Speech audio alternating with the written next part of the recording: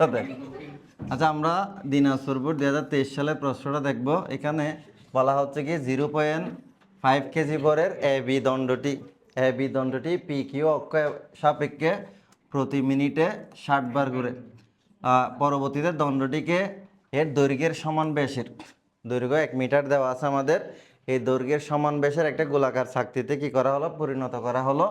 এই পাতলা চাকতি যেটা পরিণত করছে আমরা, সেটা পি প্রাইম কিউ প্রাইম, যে পি প্রাইম কিউ প্রাইম অক্ষের সাপেক্ষে প্রতি মিনিটে 70 বার ঘুরে। এখন বলো, যখন এটা এ বি দণ্ড আছে, এ বি দণ্ডের অক্ষটা হচ্ছে কত, পি কিউ না? এটা দৈর্ঘ্য কয় মিটার? 1 মিটার। তাহলে এটাকে যখন আমরা পাতলা চাকতি তৈরি করলাম, পাতলা চাকতি যেটাকে আমরা ঘোরাচ্ছি পি প্রাইম কিউ প্রাইম অক্ষের সাপেক্ষে, তাহলে আমাদের গ নাম্বার প্রশ্নে বলা হচ্ছে কি চাকতির কৌণিক ভরবেগ বের করো। কৌণিক ভরবেগ আমরা কি বের করব? এল এর মান বের করব। চাকতির যে ব্যাসার্ধটা আছে, ব্যাসার্ধটা হলো দণ্ডের যে দৈর্ঘ্যটা আছে, দৈর্ঘ্যটাই তার কি নির্দেশ করতেছে, তার ব্যাস নির্দেশ করতেছে। তাহলে আমরা যখন চাকতি থেকে এখানে এর মান বের করবো, সেখানে একটা ব্যাসার্ধ লাগবে। তাহলে আমাদের এখানে ব্যাস কত দেওয়া আছে? ব্যাস কত দেওয়া আছে বলো? এটার গ নাম্বারের মধ্যে আমাদের ব্যাস ডি এর মান দেওয়া আছে কয় মিটার? 1 মিটার। তাহলে আর এর মান আমরা কত পাবো? 0.5 মিটার পেয়ে যাব। এটার একটা ভর আছে না? এটার ভর কত?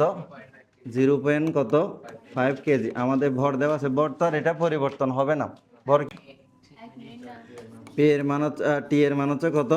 1 মিনিট বা কয় সেকেন্ড? 60 সেকেন্ড। তাহলে ঘূর্ণন সংখ্যা কতবার? এটা 70 বার ঘুরে বলছে, 70 বার এটা ঘুরে। তাহলে আমরা যখন কি বের করব, এখানে ওমেগা একটা বিষয় চলে আসছে না? তাহলে আচ্ছা বলো, কৌণিক ভরবেগ এল সমান কত জানি আমরা?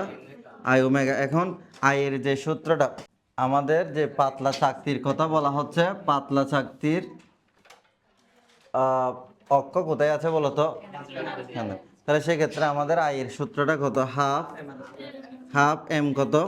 আর স্কোয়ার। তাহলে ওমেগা যেটা আছে, ওমেগা হচ্ছে 2πn/3। 2πn/3 দিলে তুমি অ্যান্সারটা এখানে পেয়ে যাবে। যেমন আমাদের 1/2 আছে, এম এর মান কত? 0.5। তাহলে আর এর মান কত? 0.5 স্কোয়ার ইন্টু 2 ইন্টু এটা 3.1416 দিবা, এন এর মান হচ্ছে 70, আর এটা হচ্ছে কত? 60। এটার রেজাল্ট কত আছে দেখো, এটার রেজাল্টটা আমাকে বললে হচ্ছে। তাহলে 0.458 নিউটন মিটার কত সেকেন্ড। আরেকটা একক কি লেখা যায়? KG M square.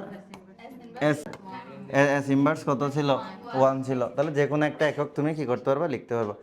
এখন দেখো, আমাদের বলছে কি ওই দণ্ডটাকে যখন আমরা চাকতিতে পরিণত করব, তাহলে ওই চাকতির কেন্দ্রগামী যে অক্ষটা আছে, অক্ষের সাপেক্ষে কৌণিক ভরবেগ। তাহলে কৌণিক ভরবেগের সূত্রটা নর্মালি লিখবে তুমি। সেখানে যেহেতু জড়তার ভ্রামক চলে আসছে, জড়তার ভ্রামক সূত্রটা কোন অক্ষের সাপেক্ষে ঘুরাচ্ছি সেটা বের করলে ওমেগার মান তো আমরা পেয়ে যাব। ওমেগা বের করার জন্য তোমাকে তথ্যগুলো দেওয়া থাকবে, অথবা ডিরেক্টলি ওমেগার মান দেওয়া থাকবে, আর ওমেগার মান তোমাকে রেডিয়ান এককে দিবে। সৃজনশীল যেহেতু, এটা ঘ নাম্বার প্রশ্নটা একটু দেখো। তাহলে ঘ নাম্বার প্রশ্নের মধ্যে কি বলতেছে এখানে, খেয়াল করো, সবাই একটু খেয়াল করো। দেখো, কোন ক্ষেত্রে ঘূর্ণনকের জন্য কম শক্তির প্রয়োজন হবে। তাহলে আমরা শক্তি যেটা বের করি, নিউটনিয়ান বলবিদ্যা অনুসারে আমরা নর্মালি রৈখিক বেগের জন্য একটা শক্তি বের করছি না, গতিশক্তি। তারপর হচ্ছে গতিশক্তি পড়ছি, বিভব শক্তি পড়ছি, যান্ত্রিক শক্তি পড়ছি। আইনস্টাইনের আপেক্ষিকতা তত্ত্ব মতে গতিশক্তি পড়ব। কিন্তু একটা বস্তু যখন বৃত্তাকার পথে ঘুরে, তাহলে ঘূর্ণনকের সাপেক্ষে একটা গতিশক্তি আছে। ওই গতিশক্তি সূত্র কত পড়িয়েছিলাম তোমাদের? ই কে সমান হাফ আই কত? Omega square. ই কে সমান হাফ আই ওমেগা। তাহলে এখানে একবার আমরা দণ্ডের জন্য ই কে বের করব, আরেকবার চাকতির জন্য ই কে বের করব। তখন কোন ক্ষেত্রে ঘূর্ণনের জন্য কম শক্তি প্রয়োজন। তাহলে একবার দণ্ডের জন্য বের করতে গেলে আলাদা আলাদা জড়তার ভ্রামক লাগবে, দণ্ডের জন্য আলাদা জড়তার ভ্রামক। এখন দণ্ডের জন্য যখন তুমি জড়তার ভ্রামক বের করবে, তাহলে দণ্ডের অক্ষ তো দুই জায়গায় হইতে পারে। একটা হচ্ছে প্রান্তে হইতে পারে, আর একটা দণ্ডের অক্ষ কোথায় হতে পারে? মাঝখানে হতে পারে না? তাহলে সেটার হিসাবে তোমাকে লিখতে হবে। আর গোলাকার চাকতির যে কথাটা বললাম, গোলাকার চাকতির জন্য আমরা তো গ নাম্বারে অলরেডি আই এর মান, আই আর ওমেগা যেভাবে করছি ওইভাবে মান বের করে তুমি করতে পারবে। আচ্ছা, এবার এই যে ঘ নাম্বারে আমরা প্রথমে কিসের জন্য করব? প্রথমে আমরা দণ্ডের ক্ষেত্রে, তাহলে দণ্ডের ক্ষেত্রে কি কি পাচ্ছি বলো? দণ্ডের ক্ষেত্রে আমরা যখন ইকে বের করি, আমাদের দণ্ডের ক্ষেত্রে আই এর মান লাগবে, তাহলে আই বের করার জন্য ভর লাগবে, আরেকটা তোমার দৈর্ঘ্য লাগবে। তাহলে দণ্ডের ভর কত আছে? দণ্ডের ভর হচ্ছে 0. দুটার ক্ষেত্রে তো সেম, তাই না? তারপর হচ্ছে এল এর মান কত? এল এর মান হচ্ছে 1 মিটার। তারপরে সময় কত কত আছে বলো তো? 1 মিনিট। সময় 1 মিনিটের কথা বলছে, 1 মিনিট বা কত সেকেন্ড? 60 সেকেন্ড। তাহলে ঘূর্ণন সংখ্যা N1, এটাকে আমরা N1 ধরি। কয়বার ঘুরে? 60 বার। তাহলে এটা যেহেতু 60 বার ঘুরে, কেমন? 60 বার ঘুরে। তাহলে আমরা এটার জন্য কে 1 বের করব। তাহলে দণ্ডের ক্ষেত্রে কে 1 কি হবে?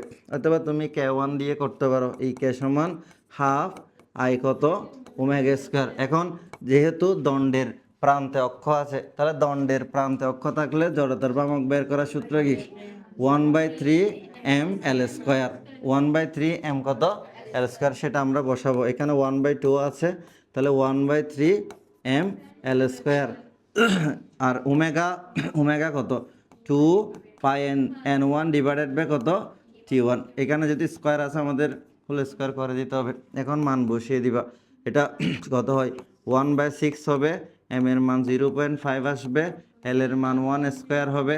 তাহলে এটা দেখো, এখানে একটা মজার বিষয় বলি। N1 এর মান কত? 60। T1 এর মানও কত? 60। তাহলে 60 আর 60 কাটাকাটি যাবে না? তাহলে তোমার এটা বসানোর দরকার নাই। তুমি কি করবা? তুমি ডিরেক্টলি এগুলো করে দিবা। তুমি ডিরেক্টলি এখানে কত? 2π² লিখে দিলে হয়ে যাবে, কারণ N1 এটা সেম সেম কাটাকাটি যাবে। এটার মান কত আছে দেখো তো একটু ক্যালকুলেটর দিয়ে। এটার মানটা বের করে বলো আমাকে। এটার মান কত আসছে? 3 পয়েন্ট কত? 3.29 জুল। 3 কত? 29 জুল আসছে, কেমন? এবার আমরা কার জন্য করব? এবার আমরা চাকতির জন্য করব। তাহলে গোলাকার চাকতির যে কথাটা বললাম আমরা, তাহলে চাকতির ক্ষেত্রে দেখো, চাকতির ক্ষেত্রে আমাদের সেম কি কি দরকার আছে? চাকতির ক্ষেত্রে হচ্ছে আমার একটা ব্যাসার্ধ দেওয়া আছে না? এটা তো আমরা ব্যাসার্ধ গতে বের করছি। ব্যাসার্ধ কত? 0.5 মিটার। তাহলে ভর তো সেম আছে, ভর 0.5 কেজি। তারপর হচ্ছে আমাদের আর কি কি লাগবে? সেম N2 কত দেওয়া আছে? N2 70 বার। N2 হচ্ছে 70 বার ঘুরে বলছে। সময় T2 হলে কত সেকেন্ড? 60 সেকেন্ড। প্রতি মিনিটে 70 বার ঘুরে বলছে। তাহলে আমরা এখান থেকে কি করব? কে2 বের করব। এখন বলো কে2 এর সূত্র কি?